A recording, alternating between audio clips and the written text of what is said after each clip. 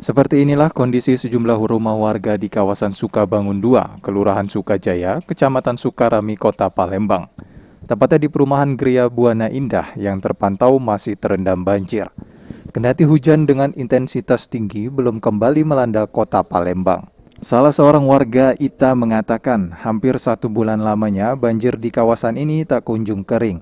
Dan kalaupun surut masih akan menyisakan genangan setinggi mata kaki orang dewasa.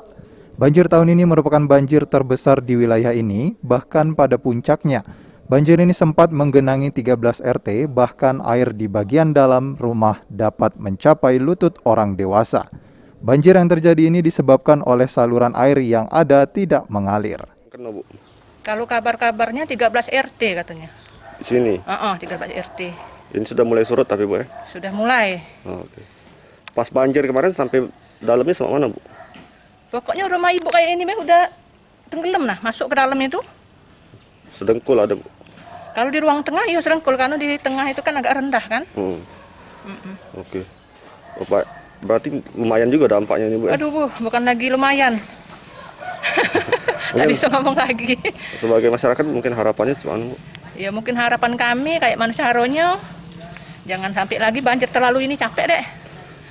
Jalan juga hancur kan, becek tiap hari Bu nih. Ini lagi meresiko, Bu, ya?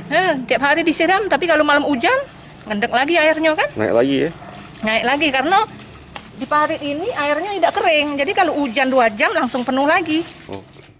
Kendati air mulai surut, warga khawatir jika hujan lebat dan berdurasi lama kembali turun akan mengakibatkan banjir kembali parah dan menggenang hingga bagian dalam rumah.